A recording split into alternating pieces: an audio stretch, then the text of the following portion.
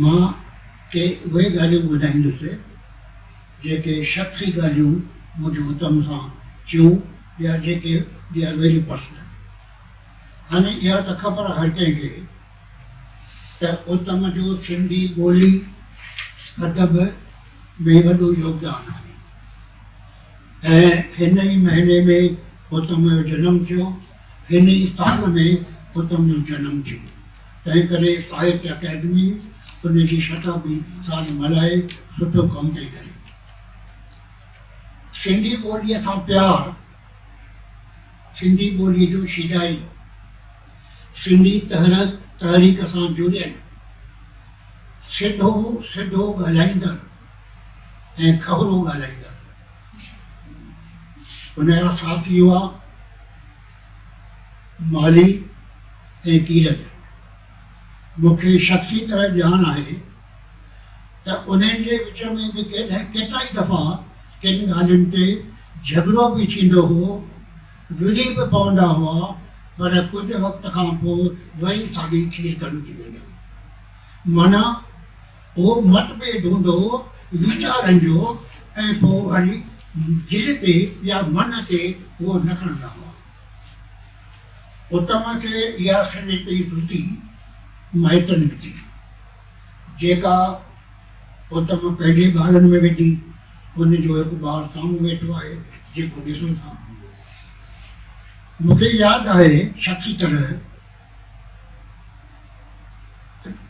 अॻी सदीअ में, माना 6 ॾहाका पुठियां मोटां थो मां, मुंबईअ में 8वीं क्लास लॻंदो हो, मेट्रो टाकी जे साम्हूं खियाणी बेकरी हुई। उनजे पहिरें माड़े ते 8वीं क्लास लॻंदो हो, जिते असीं वेंदा हुआसीं। उत्तम बि ईंदो हो, सुंदरी बि ईंदी, ऐं घणो करे सुंदरी ऐं उत्तम सां 2 नियाणियूं हूंदियूं, हिकु हीअ नियाणी आहे। हिकिड़ी घटना मूंखे यादि अचे थी, दोहिरायां थो, शख़्सी आहे, त ॿिन्ही भेनरुनि मां लॻे थो हीअ हुई, रोअण लॻी ऐं ज़िद करणु लॻी माउ सां त मूंखे पेस्ट्री खाइणी आहे। सुंदरी हुनखे सॼो करण जी कोशिशि करणु लॻी।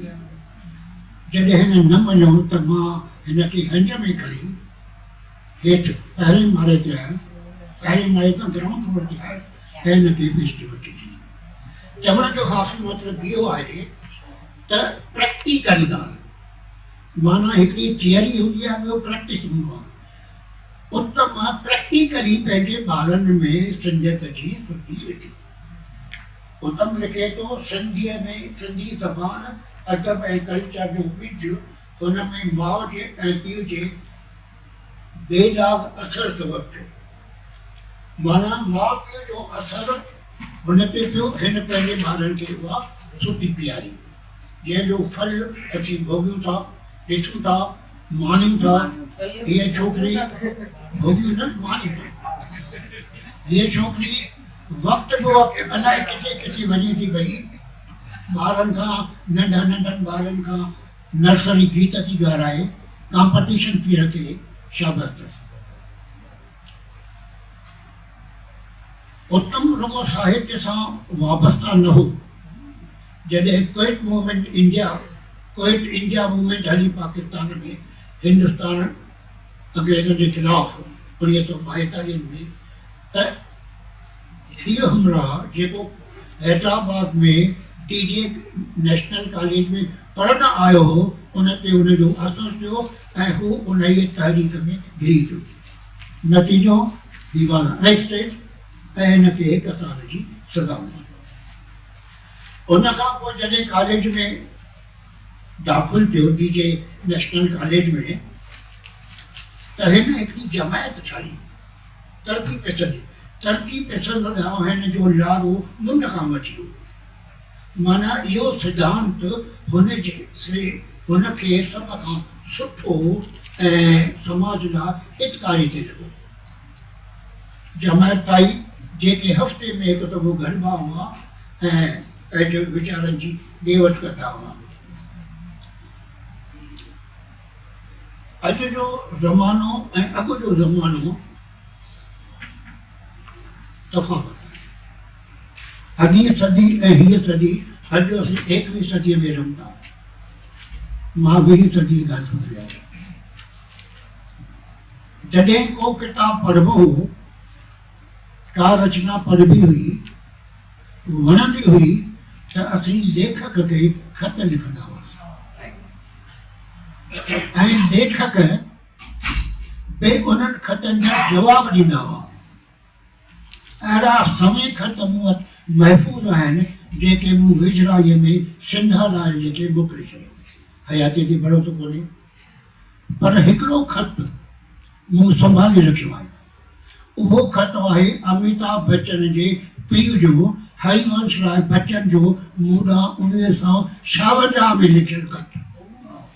इन्हीअ मुराद खां बचाए रखियो आहे। जेकॾहिं मौक़ो मिलियो त मां हुनखे रूबरू ॾींदुसि। उत्तम जॾहिं कॉलेज में पढ़ियो पिए, फुलेनी जो एडिटर हो, हिन कहानी लिखी तरक़ी जे राह ते रीति रीति जे ख़िलाफ़। उहो बि घणो करे तरक़ी पसंदि लेखक रीति रीति जे ख़िलाफ़। सुगनी नारवाणी हिकु छोकिरी, सुहिणी ख़ूबसूरत छोकिरी, उन उहा आखाणी पढ़ी वञी ऐं ख़त पत जो सिलसिलो शुरू थी वियो। ऐं उहो ख़त पत जो सिलसिलो आहिस्ते आहिस्ते प्यार में तब्दील थियो ऐं उन्हीअ सां उत्तम जी 1947 में शादी थी। जेका ख़ूबसूरत स्त्री अॻिते वधी सुंदरी उत्तम चंदानी बनी, जंहिंखां असीं सभु वाक़ुफ़ आहियूं, जंहिं सिंधी साहित्य जा तमामु घणा घड़ा भरिया।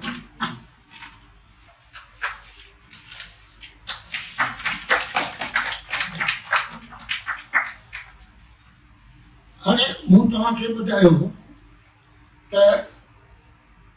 उत्तम घणा ई फ्रेंड संभालिया, हुनखे साथी बि सुठा मिलिया। माली ऐं कीरत त्रिमूर्ति ठही पई।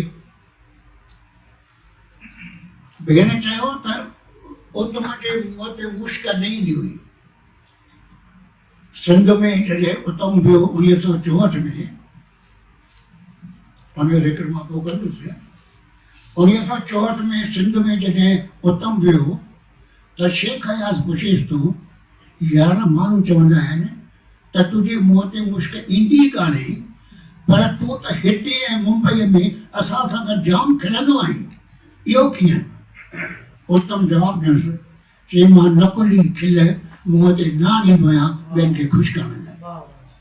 सो हरूभरू इहे न आहे, पर सीरियस क़िस्म जो माण्हू हो, माना जेको जल्दी न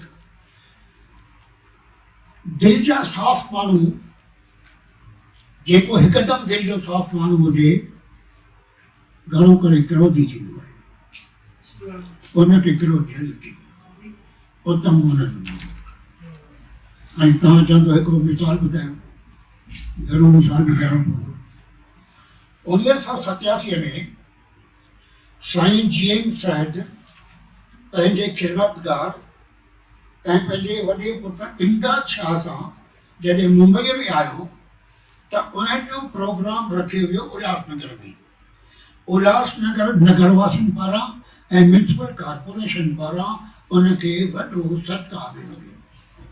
उनजे बंदोबस्त जे मामले में जॾहिं उत्तम ऐं कीरत वेठा त झगड़ो थी पियो।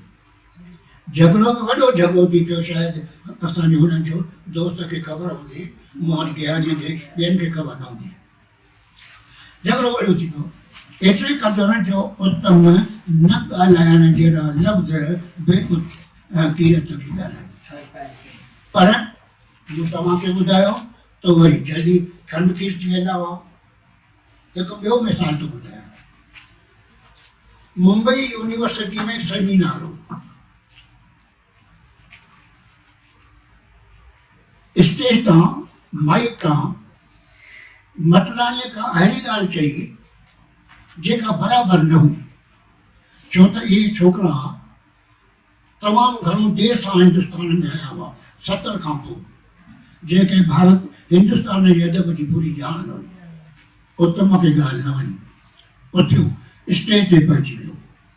स्टेज ते पहुची वियो त हुन टई भाउर हुनखे हेठि लहण लाइ कोशिशि करणु लॻा ऐं हीअ बि पठाण वांगुरु उत्तम बि पठाण हो पठाणी शख़्सियत वारो ऐं हो जीता बड़ा हुनखे हेठि लहे छो थो जेसिताईं हुन पंहिंजी ॻाल्हि पूरी न कई ऐं पंहिंजी सम्झाणी न ॾिनी तेसिताईं हेठि न लथो ऐं पोइ हेठि लही खार मां निकिरी अहिड़ो हू हुतो अञा त ॿियो वाक़ियो तव्हांखे ॿुधायां थो दिल्लीअ जो मोहन हिमथाणी वेठो आहे चए मूं दिल्ली साईं विसारे वियो त दिल्लीअ खे न विसारींदुसि मां सम्झां थो साल 1994 उत्तम खे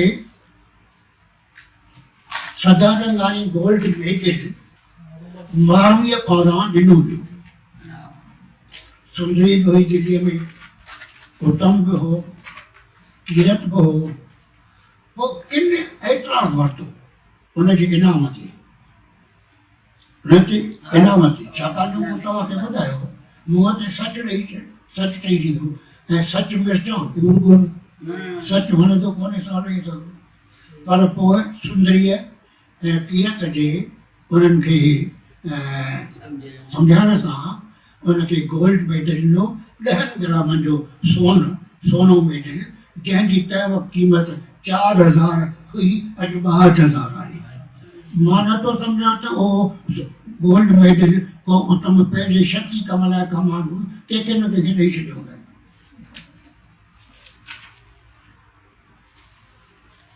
हाणे जॾहिं जेम्स साहिब उल्हासनगर में आयो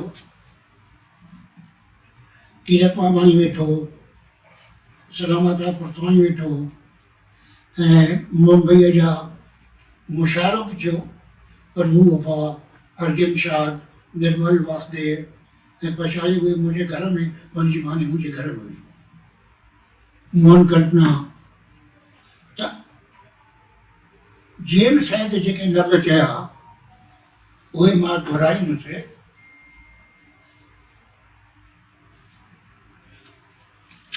चवे थो मां तव्हां सभिनी लाइ सिंध वारनि तरफ़ां घणा घणा सलाम ऐं सिक खणी आयो आहियां सिंध वारा तव्हां सिंधियुनि खे अञा बि सारिनि पिया ऐं हंजू हारिनि पिया अखियूं खणी निहारनि पिया त कॾहिं त मालवड़ा मोटी माग अचनि त असीं ईदूं मल्हायूं सिंध जी धरतीअ ते अॼु बि असांजो हक़ु आहे कॾहिं मोटी सघो था तव्हांखे साॻियो प्यारु ऐं साॻी मुहबत मिलंदी अॼु असांजे सिंधी ॿोलीअ जी सूरत हाल इहो आहे जो पढ़ण वारा आहिनि ई कोन नौजवान पीढ़ी कटिजी वई आहे ऐं जेके थोरा घणा नक़ाद आहिनि उहे बि चुप आहिनि कंहिंखे साराहण में कंजूस थी पिया आहिनि पर उत्तम लाइ इहा ॻाल्हि न हुई उत्तम खे जेकॾहिं का रचना वणंदी हुई भली उहो माण्हू हुनजे पार्टी जो न हुजे उहो निसारा कंदो इहो हुनजो गुण ऐं उन लाइ मां तव्हांखे पंहिंजो हिकिड़ो मिसाल थो ॾियां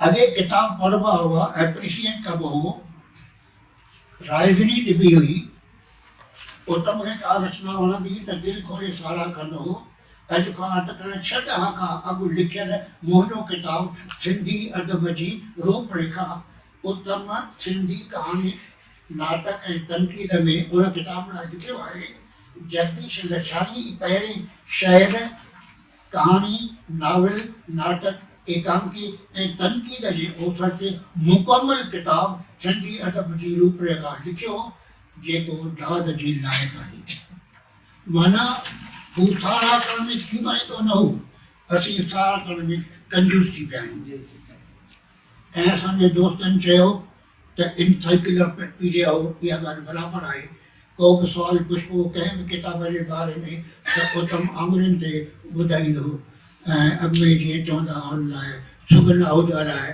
त चुरंदर लाइब्रेरी आहे तीअं असांजो हीउ दोस्त बि ईअं ई हो उत्तम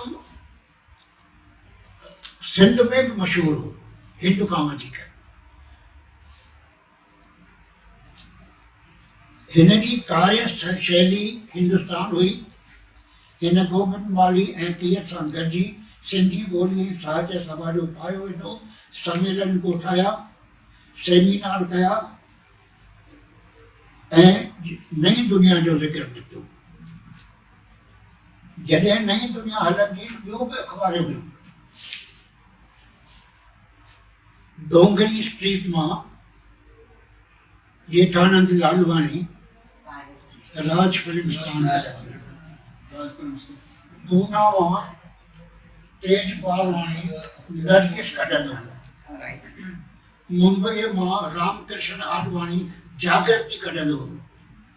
चेंबूर मां सेना अख़बार निकिरंदी हुई। पर जेसिताईं हिन नई दुनिया में कोई न छपिजे त उनजे मथां लेखक जी मोहर न लॻंदी। अहिड़ो नई दुनिया जो उनजो स्थान।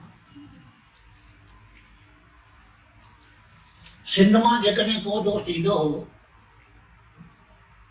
त उत्तम ऐं सुंदरीअ खां गॾिजण खां सवाइ असुल पोइ शेख अयाज़ हुजे, ताजल बेवस हुजे, चाहे इब्राहिम जोई हुजे।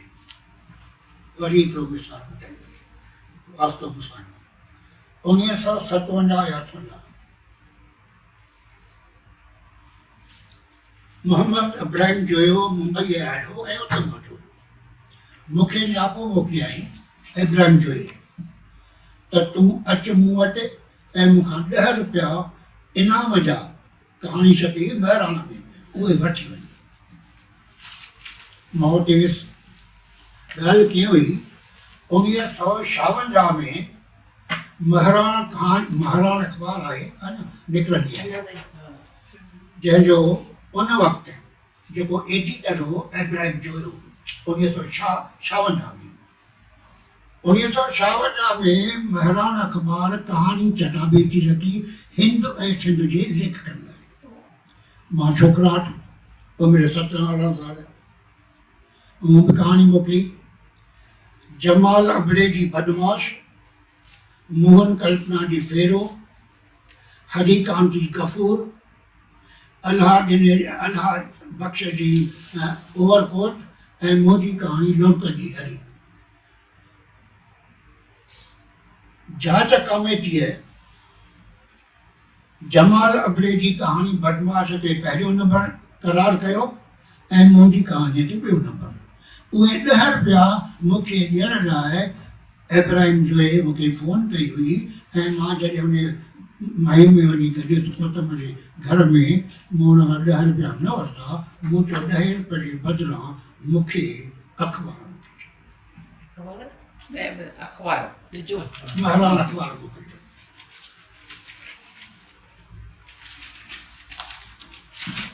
बाक़ी 5 मिनट। भारत जो विरहाङो हिकिड़ी वॾी दुर्घटना हुई। जनवरी 1948 में भारत मां सिंध में आयल महाजरनि मुस्लिम लीगी गुंडनि तरफ़ां कराची ऐं हैदराबाद में करायल फसादनि सबबि न चाहींदे बि उत्तम खे सिंध छॾणी पई। हुन न ते चाहियो त मां पंहिंजे हैदराबाद या सिंध खे छॾियां, पर हालतूं अहिड़ियूं हुयूं जो छॾियूं। नेताउनि जी लापरवाही ऐं दूरंदेशी जे कोताहीअ कारण सिंधियुनि खे भारत में सही नमूने वसाइण जी का बि योजना ठाही न वई। नतीजो सिंधी दरबदर थींदे कैंपुनि जी ज़िंदगी उन बयानु न कनि, सभिनी खे ख़बर आहे। हाणे उत्तम खे 2 फ्रंट संभालना, शादी करे चुको, माना नौकिरी करणी आहे, MA पास कई ऐं पोइ बम्बई सेक्रेटरेट में हिन नौकिरी शुरू कई। ऐं ॿियो पंहिंजो हिकु इहो घरू जवाबदारी, ॿियो सिंधी ॿोली संस्कृति कल्चर वग़ैरह सां हुनजो टोटल समर्पण। इहो दुर्भाग्य आहे जो हिन त्रिमूर्ति माना कीरत, माली ऐं उत्तम जे तकलीफ़ुनि खे तरक़ी क़िस्म जे लेबल लॻाए नज़रअंदाज़ करण जी कोशिशि कई वई। इन दौर बाबति ही मूं लिखियो आहे अॼु खां 25 साल अॻु, उहो मां कोटो कयां पंहिंजो।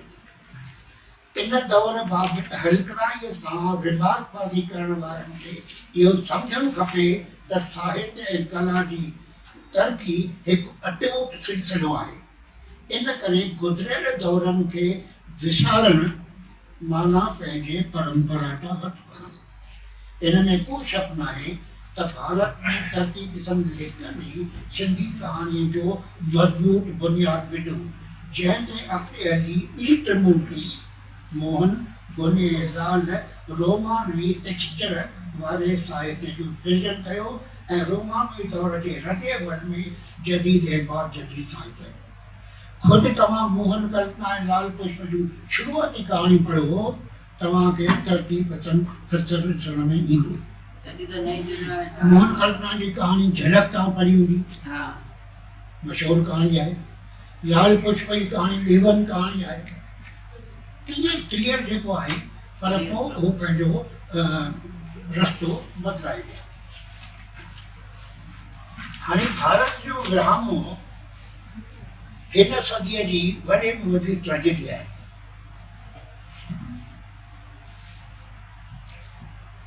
केतिरनि सदियुनि खां हिक ई हथ वेठल माण्हुनि खे, मिठ मोहबत में रहंदड़ क़ौमुनि खे मज़हब जे नाले में मज़हब जी सही माना न सम्झंदड़ सियासतदाननि धारदार करे छॾियो। इहो सभ खां वॾो गुनाह आहे जेको हरगिज़ माफ़ थियण लाइक़ु न आहे। भारत जे हर नंढे वॾे सिंधी अदीब जे अंदर में सिंध जी सिक जो अहसासु आहे, प्यार मोहबत आहे। मोहन कल्पना पंहिंजे हयाती आख़िरी घड़ियुनि ताईं सिंध वञण जी हसरत पाण सां सांढींदो रहियो। हुन पंहिंजे आत्मकथा बुख इश्क ऐं अदब लिखियो आहे, मां ईअं ई जलावतनीअ जो दर्द सहंदे सहंदे मरी वेंदुसि ऐं पोइ माण्हू चवंदा हिकु हुई सिंध ऐं हिकु हो मोहन कल्पना, ॿई हिक ॿिए खे बेहदि प्यारु कंदा हुआ पर मिली न सघिया।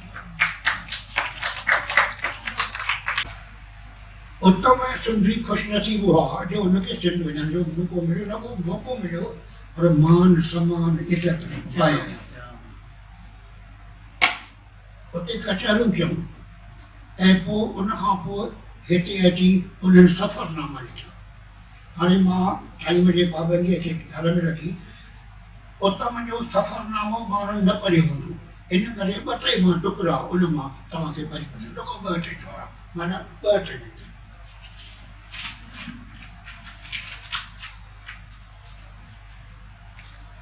सिंध था वञूं, वॾा भाग अथव, कहिड़ा पुण्य कया अथव। सोचियो पियो सिंध नक्शे ते बराबरि कान्हे, पर उहा सिंध ऐं हिंद जी दिलनि में सोगी आहे, सलामत आहे। न त हिंदुस्तान जे अतिचार शहरनि ॻोठनि में दुकाननि होटलनि ऐं जॻहनि ते सिंध जो नालो उकिरियल हुजे, ऐं छो सिंध जा सिंधी 17 सालनि खां पोइ ज़ियारत कंदड़ जलावती जोड़ी जा आजा कनि ऐं उहा तंग तंवारनि ॾेही पर ॾेही थिया पर ॾेही ॾेही। हा, अॼु ॾेही पर ॾेही बणिजी वियो ॾाॾा ने ॾेर। हाणे बाक़ी हिकिड़ो जुमिलो पढ़ियो थो, जॾहिं हवाई जहाज़ मां हेठि लहनि था उत्तम ऐं सिंधी उनजी आज़ादी में जिते उहा देनाशन स्टाफ हवाई अॾे ते सिंधी लेखकनि जी टोली ॾिसी सुराई थी। शेख या गुलनि जी माला जॾहिं बीठो, ख़ुशबूदार गुल हिन अज़ीम शायर जे हथनि में अचण सां कविता बणिजी विया। सी द लैंग्वेज, इहो आहे लैंग्वेज जो जादू। ख़ुशबूदार गुल हिन अज़ीम शायर जे हथनि में अचण सां कविता बणिजी विया। ऑब्जर्वेशन ॾिसो, इहा सां गॾु बीठो इब्राहिम जोयो, जो जेतिरो ई सूक्ष्म शरीर हो ओतिरो ई गंभीर ऐं गहरी शख़्सियत जो मालिक हो। गुलाम रबानी खे ॾिसी आबे हयात अफ़साननि जो मजमूअ यादि अची वियो। तनवीर अब्बासी खैरपुर मां पंहिंजे बेगम कमर सां गॾु आयो। सलाड जहिड़ो ई माठीनो, सीधा ऑब्जर्वेशन, सदा जहिड़ो ई माठीनो अहिड़ो ई संजीदो ऐं माठीनो लॻो। रशीद भट्टी पंहिंजे तहतनि ऐं मज़ाक सां हिंदुस्तान में सिंधी अदीबनि खे मोहे वियो। गुलाम नबी मुग़ल, कमर जलील, कमर शहबाज लेखन खां सवाइ हिकु ॿियो बि खड़ो हो, मशहूरु चित्रकार कमर कासम। अञा आहे वॾो पर हाणे वक़्त खे ध्यान में रखी मां पंहिंजी ॻाल्हि खे हिते